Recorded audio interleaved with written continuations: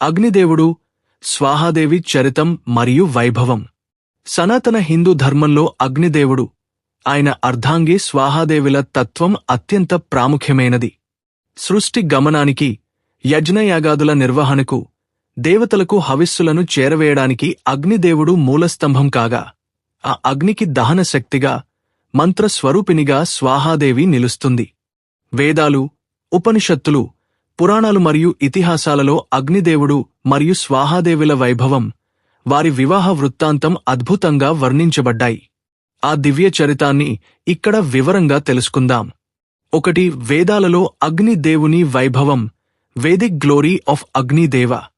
సనాతన ధర్మానికి మూలమైన వేదాలలో అగ్నిదేవునికి అత్యున్నత స్థానం కల్పించబడింది.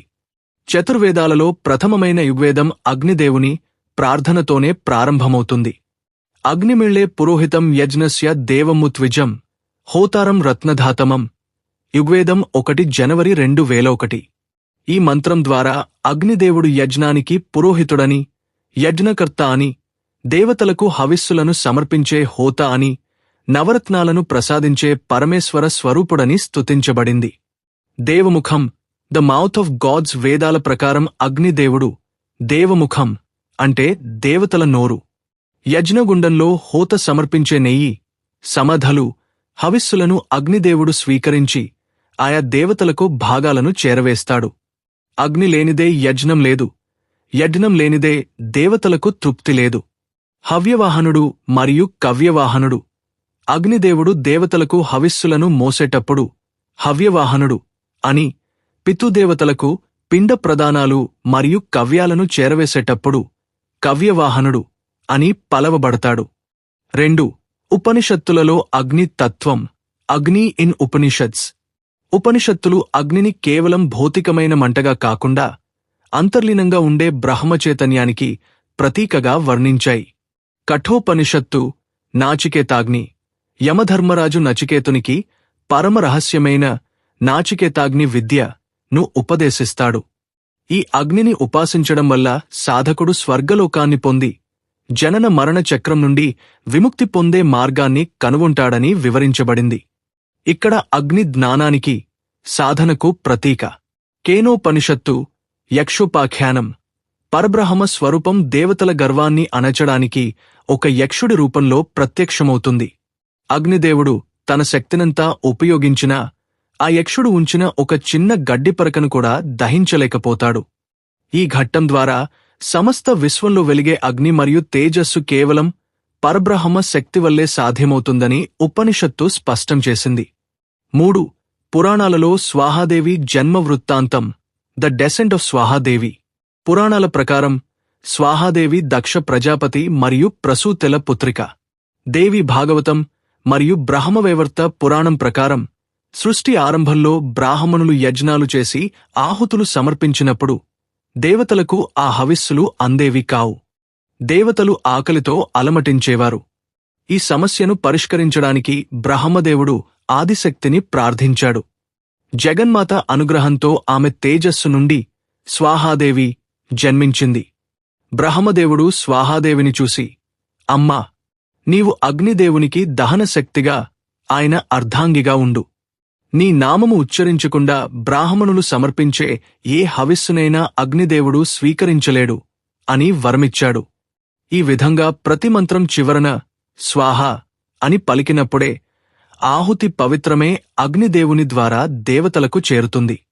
4. అగ్నిదేవుడు స్వాహాదేవి వివాహ మరియు స్కాంద జన్మ వృత్తాంతం.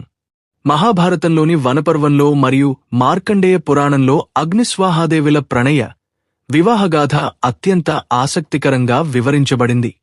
సప్తర్షి పత్నులపై మోహం. ఒకానొక సమయంలో అగ్నిదేవుడు సప్తర్షులు చేసే యజ్ఞానికి వెళతాడు. అక్కడ సప్తర్షుల భార్యలైన రూపవతులైన యుషపత్నులను చూసి మోహితుడవుతాడు. కాని వారు పతివ్రతలు కావడం వల్ల వారిని పొందలేక తీవ్ర పశ్చాత్తాపంతో అగ్ని అడవులకు వెళ్ళిపోతాడు. స్వాహాదేవి చతురత. అగ్నిదేవుని తీవ్రంగా ప్రేమించే దక్షపుత్రి స్వాహాదేవి ఆయన మనోవేదనను గ్రహిస్తుంది. అగ్నిదేవుని కోరికను తీర్చడానికి మరియు ఆయనను తన భర్తగా పొందడానికి ఆమె ఒక ఉపాయం ఆలోచిస్తుంది. రూపధారణ. స్వాహాదేవి తన యోగశక్తితో సప్తర్షుల భార్యల రూపాలను ఒక్కొక్కటిగా ధరిస్తుంది. శివుని అర్ధాంగి పరమ పతివ్రత అయిన అరుంధతి రూపం తప్ప మిగిలిన 6 ఋషిపత్నుల అనసూయ, సతి మొదలైనవారు రూపాలను ధరించి అగ్నిదేవుని కలుస్తుంది. స్కందుని, కార్తికేయుని జన్మ. ఈ విధంగా 6 సార్లు అగ్నిదేవునితో కూడిన స్వాహాదేవి ఆ తేజస్సును ఒక పర్వతంపై ఉన్న సువర్ణ కుండంలో భద్రపరుస్తుంది. ఆ దివ్య తేజస్సు నుండే 6 ముఖాలు కలిగిన సదాశివ పుత్రుడైన షణ్ముఖుడు కార్తికేయుడు కుమారస్వామి జన్మించాడు. వివాహ వైభవం. ఆ తర్వాత అగ్నిదేవునికి స్వాహాదేవి పవిత్ర ప్రేమ, భక్తి అర్థమవుతాయి. దేవతలందరి సమక్షంలో అగ్నిదేవుడు స్వాహాదేవిని తన పట్టమహిషిగా స్వీకరిస్తాడు. అప్పటి నుండి అగ్ని మరియు స్వాహాదేవిలు వేరు చేయలేని శక్తులుగా మారారు. 5. ఇతిహాసాలలో అగ్నిదేవుని ప్రాముఖ్యత. అగ్ని ఇన్ రామాయణ్ మహాభారత్. రామాయణ, మహాభారతాలలో అగ్నిదేవుని పాత్ర అత్యంత కీలకమైనది. శ్రీమద్రామాయణంలో సీతాదేవి అగ్ని ప్రవేశం. రావణ సంహారం అనంతరం సీతాదేవి తన పవిత్రతను నిరూపించుకోవడానికి అగ్ని ప్రవేశం చేస్తుంది.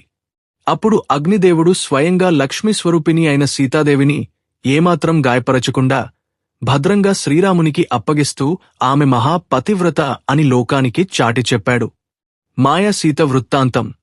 కొన్ని పురాణాల ప్రకారం రావణుడు అపహరించింది అసలు సీతను కాదు, అగ్నిదేవుడు సృష్టించిన మాయా సీతను.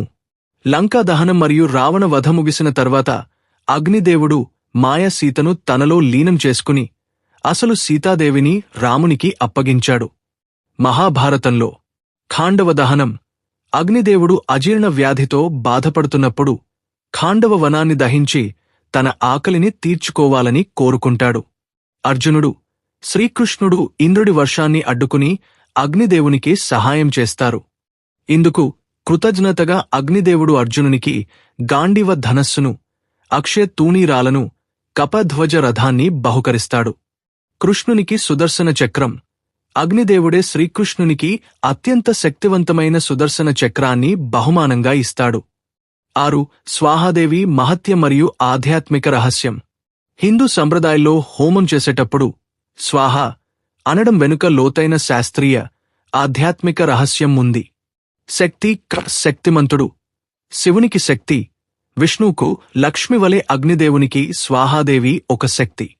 అగ్ని యొక్క దహన శక్తి, వేడి, ఉష్ణోగ్రత రూపమే స్వాహాదేవి. అగ్ని నుండి వేడిని ఎలా వేరు చేయలేమో అగ్నిదేవుని నుండి స్వాహాదేవిని అలా వేరు చేయలేము. మంత్రస్వరూపిణి. యజ్ఞంలో వేసే సమధలు, నెయ్యి కేవలం భౌతిక పదార్థాలు. వాటిని ఆధ్యాత్మిక శక్తిగా మార్చి దేవతలకు అందించే ప్రక్రియే స్వాహ. స్వాహాదేవి నామస్మరణ భౌతిక పదార్థాన్ని దైవిక శక్తిగా మారుస్తుంది. కర్మఫల సమర్పణ.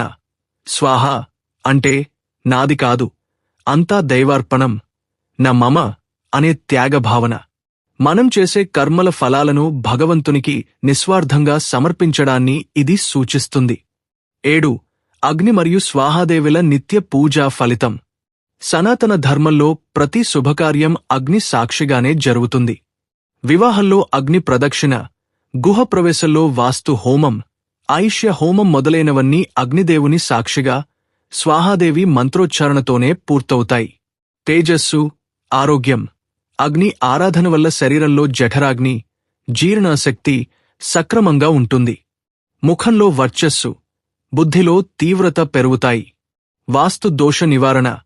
నిత్యమింట్లో దీపం వెలిగించడం లేదా చిన్న హవనం చేయడం వల్ల నెగటివ్ ఎనర్జీ తొలగిపోయి స్వాహాదేవి అనుగ్రహంతో అష్టైశ్వర్యాలు సిద్ధిస్తాయి. వంశాభివృద్ధి.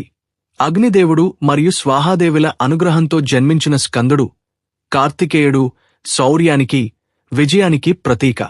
వీరి కథను స్మరించడం వల్ల సంతాన ప్రాప్తి, శౌర్యం కలుగుతాయి. ముగింపు. అగ్నిదేవుడు విశ్వానికి తేజోదాత. స్వాహాదేవి ఆ తేజస్సును సక్రమ మార్గంలో నడిపించే క్రియాశక్తి. వీరిద్దరి అర్ధనారీశ్వర తత్వమే యజ్ఞ సంస్కృతికి ప్రాణం. సనాతన గ్రంథాలు ప్రబోధించిన ఈ అగ్నిస్వాహ తత్వాన్ని తెలుసుకోవడం, పూజించడం ప్రతి ఒక్కరి ఆధ్యాత్మిక ప్రగతికి, లోక కళ్యాణానికి మార్గం చూపుతుంది. ఓం మహాదేవ్యే చ విద్మహే కృష్ణవర్త్మాయ ధీమహి తన్నో స్వాహా ప్రచోదయాత్. ఓం వైశ్వానరాయ విద్మహే లాలీలాయ ధీమహి తన్నో అగ్నిర్హ ప్రచోదయాత్.